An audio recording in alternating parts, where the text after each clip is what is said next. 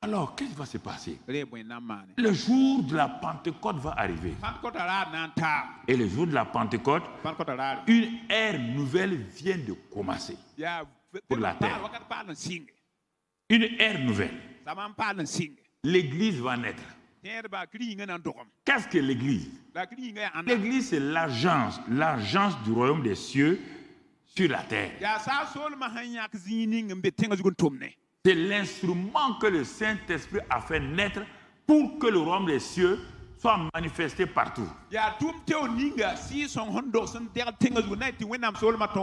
dit, un seul homme Abraham. Regarde comment il est influencé. Un seul homme Moïse. Regarde comment il est influencé.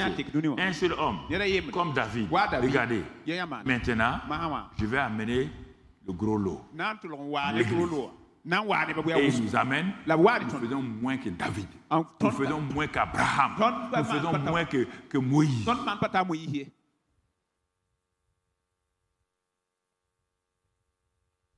Il dit, j'ai trouvé une armée. J'ai trouvé un corps. Allez, envahissez.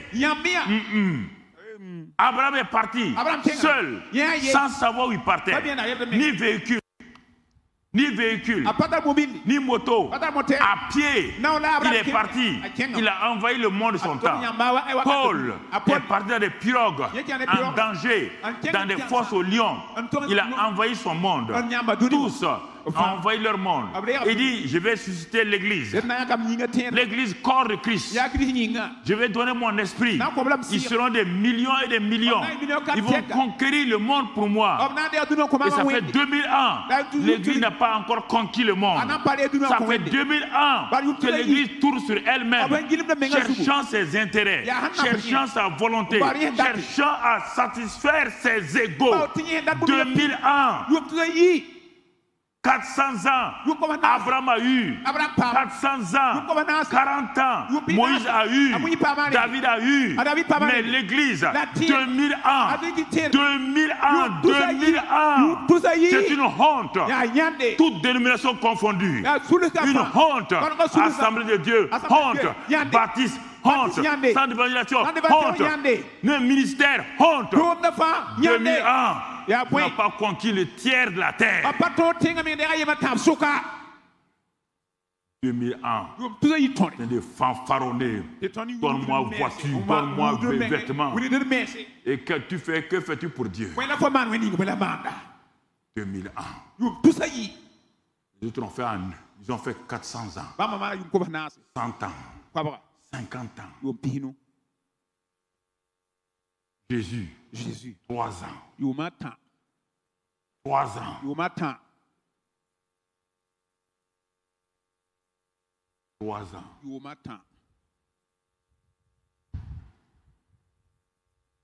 ans. Il a dit mes disciples. Vous voyez? 3 ans. Ce que j'ai fait. Vous. J'ai fait plus.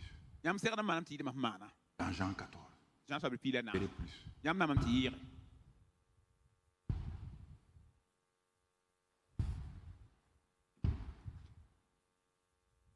Assois-toi, évalue-toi. Vous aimez ces faux mots là dans vos ONG, on va faire l'évaluation, on va valoriser, on va faire quoi? Évalue-toi toi-même. Facilement, les docteurs ils vont faire bilan. Fais ton bilan spirituel. Nous aimons évaluer. Évalue-toi toi-même. Par rapport à ce que Dieu a dit. Il y aura la honte. Évalue-toi toi-même.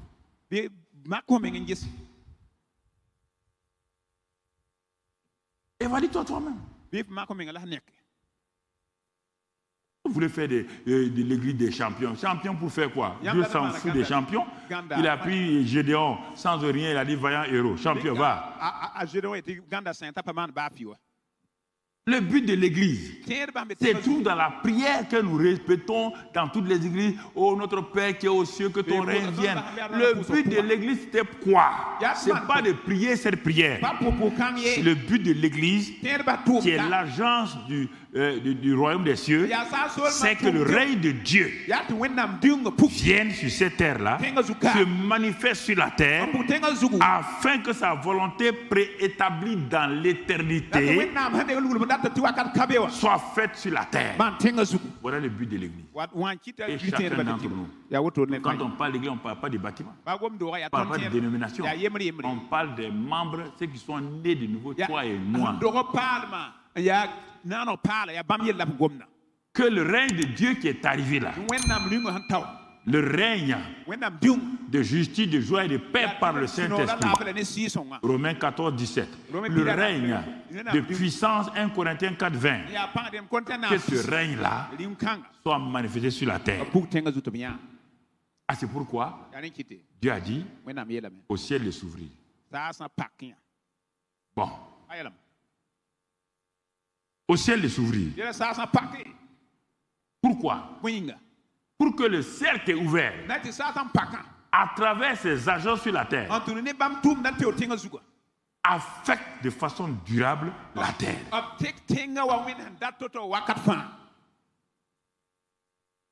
Quand le ciel s'est ouvert, la terre a commencé à être couvée par le ciel.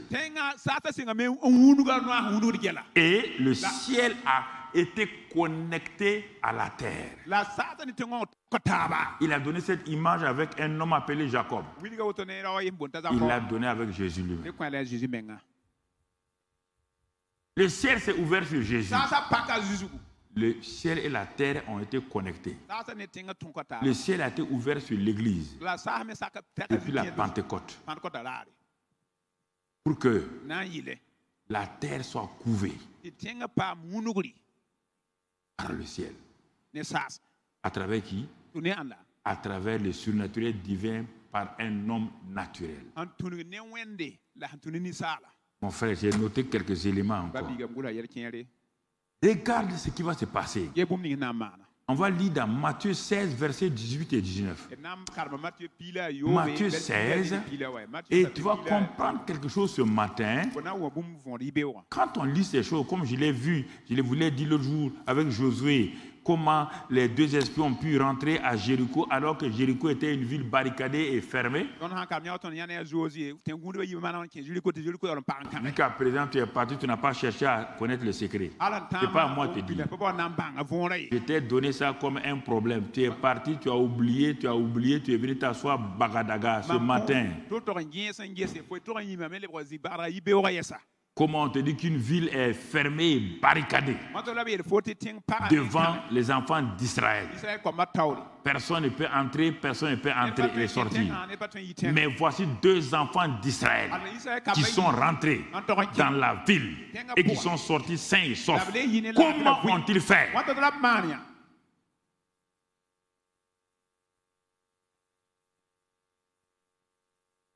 J'ai écouté ça mercredi. Et tu as continué ta route. Comment voulez-vous que Dieu s'intéresse à toi? Quand Dieu te donne quelque chose, c'est qu'il veut te l'expliquer. Et tu es parti t'asseoir pour voir. On te dit ici, comme ce qu'on a dit dans Job là, si quelqu'un connaît les lois du ciel, la terre là, il va régler la terre. C'est-à-dire, il va influencer la terre. Ça, c'est au temps de Job. Mais au temps de Jésus et des disciples, Jésus dit ceci, Matthieu 16, on va commencer au verset 18. Matthieu 16, 18. Regardons mon frère. Et Jésus dit, et moi je te dis que tu es Pierre et que sur cette pierre-là, je bâtirai mon église. Donc, et que les portes du séjour des morts ne prévaudront point contre elle. Verset 19. Je te donnerai les clés du royaume des cieux. Ce que tu liras sur la terre sera lié dans les cieux. Et ce que tu délieras sur la terre sera délié dans les cieux. Regardons ce que l'explication de Job 38 là, ici, son application déjà ici. Jésus dit, mon père a dit à Job que s'il connaît les lois du ciel, il va régler la terre. Moi, je vous dis, et je te dis que tu es Pierre, je bâtirai mon église. Il est en train de parler la parole prophétique sur l'église. L'église n'est pas née encore. Quand l'église naîtra, voici ce qui va se passer.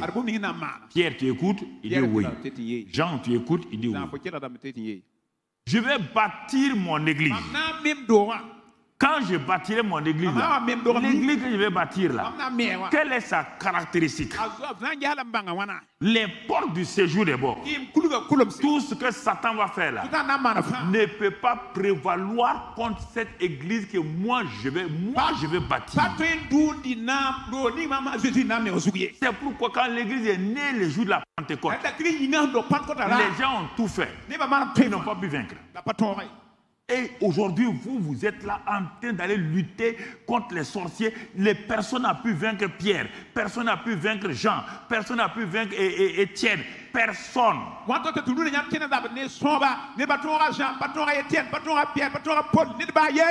Partout, ils ridiculisaient les sorciers.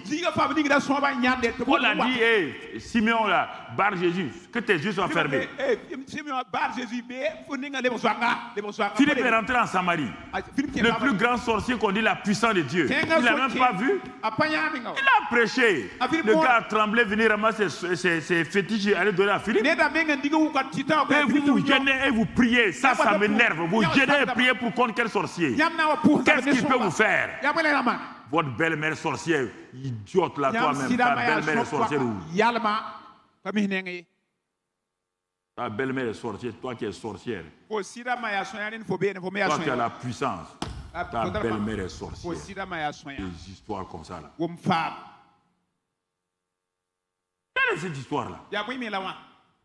Gâter le nom de Dieu comme ça. La honte. Je vous ai dit à Marc 16.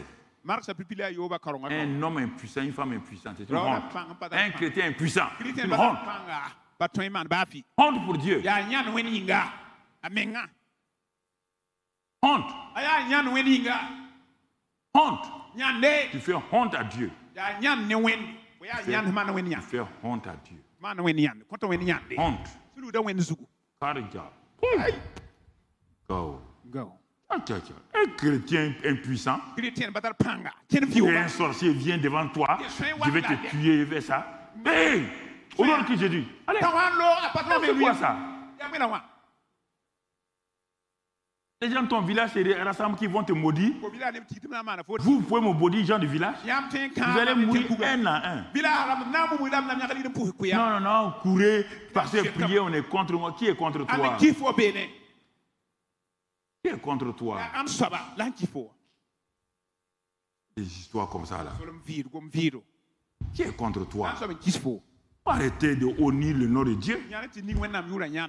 Enfant de Dieu. Et l'enfant du diable te maltraite. Et toi, tu parles tout le temps de l'enfant du diable. Tu ne fais que vanter l'enfant du diable. Et l'enfant de Dieu que tu es. C'est ça. Regardez. Je bâtirai mon église, il est en train de prophétiser. Quand mon église sera bâtie, écoute-moi Pierre, les portes du séjour des morts ne prévaudront point contre elle. Première caractéristique de l'église. Quoi? Il avait déjà dit à Josué. Josué n'était pas l'église. Il dit, mais tant que tu seras vivant là, personne ne tiendra devant toi. Personne ne peut rien te faire. Il a dit ça à Israël. Quand Balaam est parti pour maudire Israël, Israël n'était pas au courant. Il est parti pour maudire. Et Dieu dit, mais tu veux faire quoi? Il dit, je veux maudire. Dieu dit, tu peux maudire ce que moi j'ai béni. Mais pourquoi vous ne réveillez pas avec des paroles comme ça? Toi, tu peux maudire ce que moi j'ai béni. Toi, tu peux ensorceler celui que j'ai béni. Tu peux l'ensorceler avec tes ensorceleurs. Tu peux le faire. Balaam n'est pas dit au roi Balak. Il dit ce peuple-là, on ne peut pas le maudire. La divination, la sorcellerie ne peut rien contre ce peuple. Ils sont bénis. Ça, c'est sous le sang de l'agneau. Le sang de Jésus n'était pas venu. Le sang simplement des animaux. Le sang des animaux.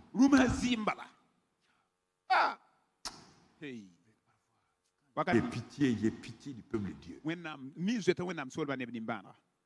Hein? Gâter le nom de Dieu comme ça là. Certains, il faut aller prendre des fétiches dans leur maison, des choses ésotériques dans les maisons. Pourquoi vous n'aimez pas Dieu? Quelqu'un peut avoir des choses ésotériques dans sa maison et puis venir à l'église tout le temps. Quand tu vois quelqu'un qui discute que dans l'église, là, on ne peut pas, il y a trop de bruit, quoi, il ment. Ce sont ces fétiches, ces gris-gris cachés là qui le tiennent. Tu vas au concert, tu es là, tu n'as pas de problème. Tu vas n'importe où, quand tu viens à l'église, là, toi, tu as un problème. Il ne faut pas les appeler, il faut les laisser au dehors. Là. Il y a trop de bruit à l'église. Quand tu vas être au cimetière, tu vas avoir de l'endroit où il n'y a jamais de bruit. Tu vas comprendre. Il n'y a pas d'argument que les gens peuvent me raconter qu'il y a trop de bruit dans l'église. C'est des histoires, ça.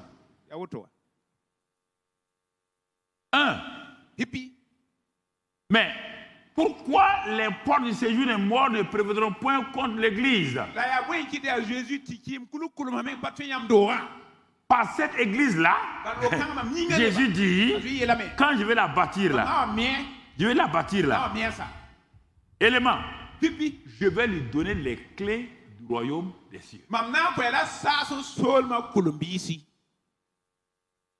On est toujours dans la parole prophétique. Ça, c'est la prophétie. Et à la Pentecôte, tout va se faire.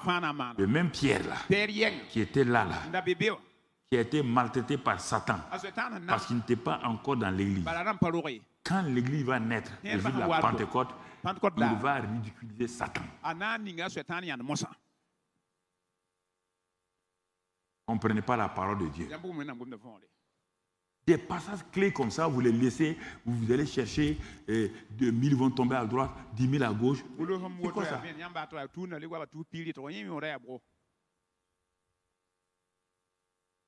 Non.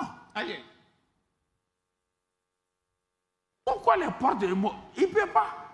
Parce qu'il a les clés du royaume. Je vous donnerai les clés du royaume. Les clés, pas une clé. Les clés pour opérer. Et c'est pas fini. Ça, c'est les clés du royaume. Et Jésus dit, mais attends, je n'ai pas fini. Ces clés-là vont te permettre de faire quoi? Par ces clés-là, ce que tu vas lier sur la terre sera lié au ciel. Ce que tu lis, tu délies sur la terre, c'est-à-dire que tu vas faire fonctionner la terre et le ciel en même temps. Un homme et une femme, quand ils parlent, elles parlent, le ciel est à son service. Le ciel dit oui. Le ciel dit je suis d'accord. Regardez. Regardez ce que vous avez minimisé. C'est ça que Pierre va comprendre. C'est pourquoi il dit il n'est pas d'argent, il n'est pas l'or. Mais j'ai les clés du royaume. Les clés. On l'a mis en prison. Comme les portes du séjour ne peuvent rien contre lui. En prison, l'église a prié. Les gens sont venus faire sortir Pierre.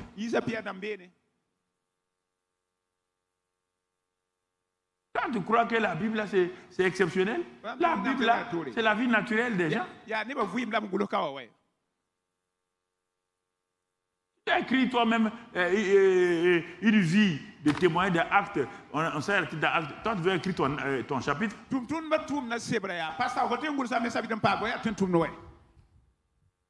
Quel est ton chapitre?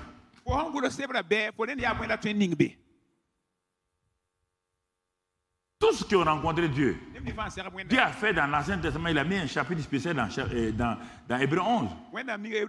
Il leur a montré, voilà comment ils ont influencé. Comment Noé lui seul a influencé la terre. Par son obéissance, il a détruit toute la terre à cause de Noé. Et il a construit une nouvelle terre.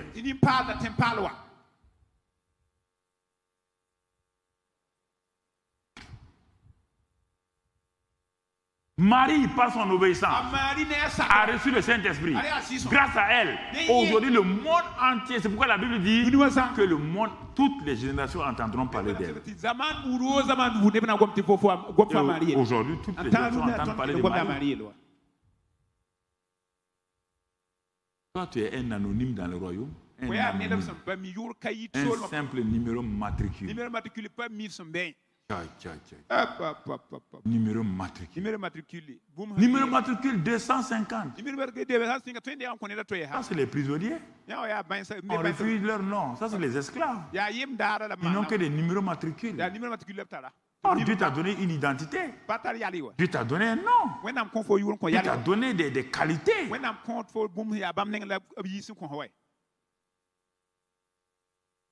t'a donné. Mon frère,